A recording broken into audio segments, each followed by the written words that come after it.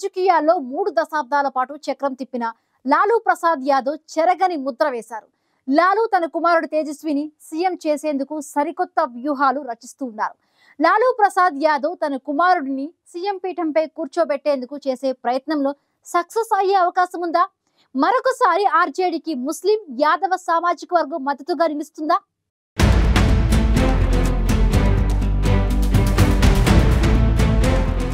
RJD అధినేత లాలూ ప్రసాద్ యాదవ్ బీహార్ రాజకీయాలను దాదాపు 3 దశాబ్దాల పాటు శాసించారు. బీహార్ అంటే లాలూ, లాలూ అంటే బీహార్ అనేంతలా లాలూ రాజకీయాల్లో తనదైన చెరగని ముద్ర వేశారు. లాలూ ఆర్జేడీకి ముస్లిం యాదవ్ ఓటు బ్యాంకు మద్దతుగా నిలవడంతో ఆయన బీహార్ రాజకీయాల్లో చక్రం తిప్పారు.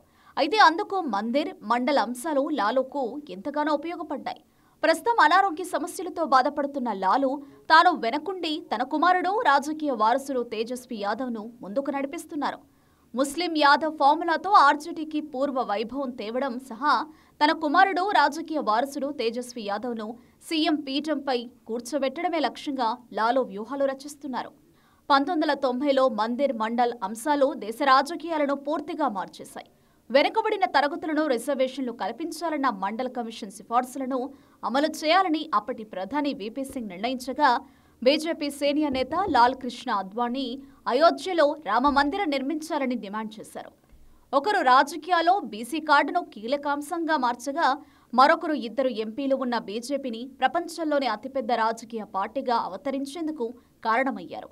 ఆ 2 అంశాలను తనకు అనుకూలంగా మార్చుకున్న లాలూ ప్రసాద్ యాదవ్ 3 దశాబ్దాల పాటు బీహార్ రాజకీయాల్లో వరుస విజయాలను సాధించారు.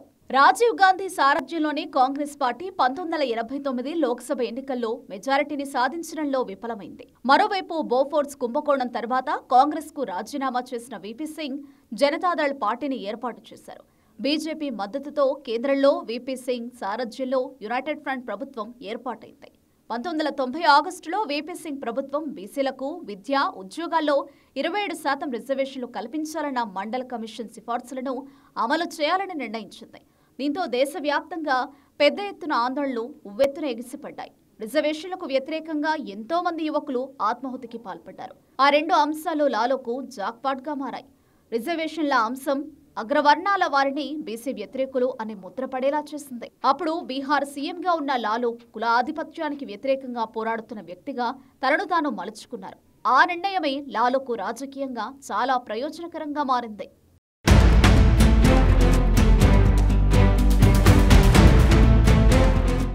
అప్పట్లో బీహార్ రాజకీయాలను మండలంశం పూర్తిగా మార్చేసింది. ఆ తర్వాత దశాబ్ద కాలం పాటు బీహార్లో ఇతర అంశాలను అధిగమించి కుల రాజకీయాల హవా కొనసాగింది. ఇక లాలూ మందిర్ ప్రభావంతో శక్తివంతమైన నేతగా మారారు. 1989 లోక్సభ ఎన్నికల్లో 85 స్థానాలు గెలుపొందిన బీజేపీ వీపీ సింగ్ సారథ్యంలోని యునైటెడ్ ఫ్రంట్ ప్రభుత్వంలో భాగస్వామిగా ఉంది. అద్వానీ రథయాత్ర కేంద్రంలో అధికారంలో ఉన్న వీపీ సింగ్ ప్రభుత్వానికి సవాల్గా మారింది. కేంద్ర సర్కార్ మనుగడ బీజేపీ మద్దతుపై ఆధారపడి ఉండడంతో ప్రధాని వీపీ సింగ్ అద్వానీ రథయాత్రను ఆపలేకపోయారు. కానీ రథయాత్రను అడ్డుకోవాలని అప్పుడు బీహార్ సీఎంగా ఉన్న జనతాదళ్కు చెందిన లాలూను వీపీ సింగ్ కోరారు. 1990 అక్టోబర్ 23న సమస్తీపూర్లో అద్వానీని బీహార్ పోలీసులు అరెస్టు చేశారు. అదే రోజు పాట్నాలోని గాంధీ మైదాన్లో నిర్వహించిన భారీ బహిరంగ సభలో లాలూ ప్రసంగించారు. బీహార్లో మతపరమైన హింసకు చోటు లేదని తేల్చి చెప్పారు. అధికారం ఉన్నా లేకపోయినా శాంతి భద్రతల విషయంలో రాజీ పడే ప్రసక్తే లేదని లాలూ తన ప్రసంగంలో పేర్కొన్నారు. దీంతో రాత్రికి రాత్రి లాలూ జాతీయ రాజకీయాల్లో కేంద్ర బిందువుగా మారారు. చాలా రాష్ట్రాలు రథయాత్రను ఆపేందుకు వెనకడుగు వేయగా లాలూ మాత్రం రెండో ఆలోచన చేయకుండా అద్వానీని అరెస్టు చేశారు. అద్వానీని అరెస్టు చేయించడం ద్వారా లాలూ ముస్లింల దృష్టిని ఆకర్షించారు. అప్పటి నుంచి లాలూ మైనారిటీల రక్షకునిగా మారారు. అప్పటి నుంచే ముస్లిం యాదవ్ ఫార్ములా లాలూకు కొండంత అండగా మారింది. 1991లో జరిగిన లోక్సభ ఎన్నికల్లో ముస్లిం యాదవ్ ఫార్ములాకు అగ్ని పరీక్ష ఎదురైంది. అయితే ఆ ఎన్నికల్లో ముస్లిం యాదవ్ ఫార్ములా సక్సెస్ అయింది. లాలూ సారథ్యంలోని జనతాదళ్ బీహార్లో 40 లోక్సభ స్థానాలకు 32 సీట్లు కైవసం చేసుకుంది. అన్ని చోట్ల జనతాదళ్ ఓటమి పాలు కాగా బీహార్లో మాత్రం తిరుగులేని మెజారిటీని సాధించింది.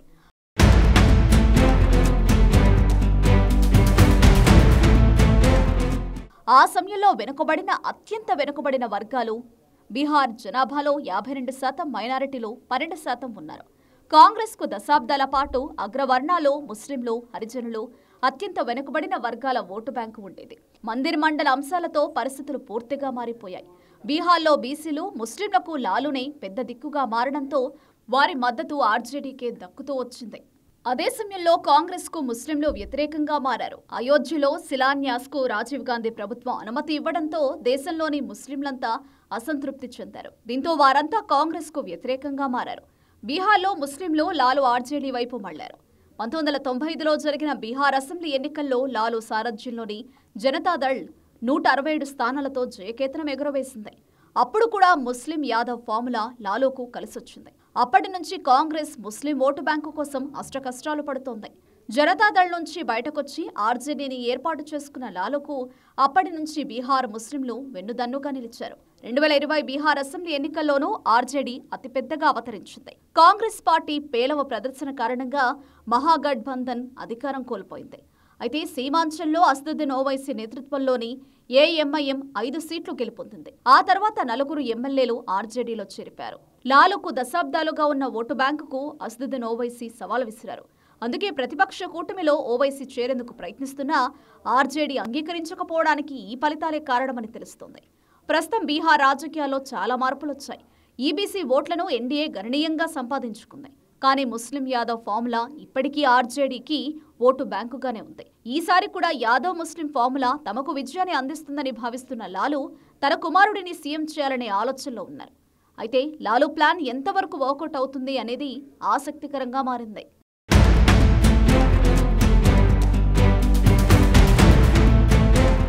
ప్రస్తుతం బీహార్లో విపక్ష మహాగఠబంధన్ కూటమిలో ఆర్జేడీ అతిపెద్ద పార్టీగా ఉంది. ముస్లిం యాదవ సామాజిక వర్గం మద్దతుతో లాలు మరొకసారి చక్రం తిప్పాలని భావిస్తూ ఉన్నారు. వచ్చే ఎన్నికల్లో లాలు తన కుమారుడు తేజస్విని సీఎంగా చేయాలని సర్వశక్తులు ఒడ్డుతూ ఉన్నారు. తన కుమారుడిని సీఎంగా చూడాలన్న తన కలను లాలు ఈసారి నెరవేర్చుకుంటారా లేదా అన్నది ఆసక్తికరంగా మారింది.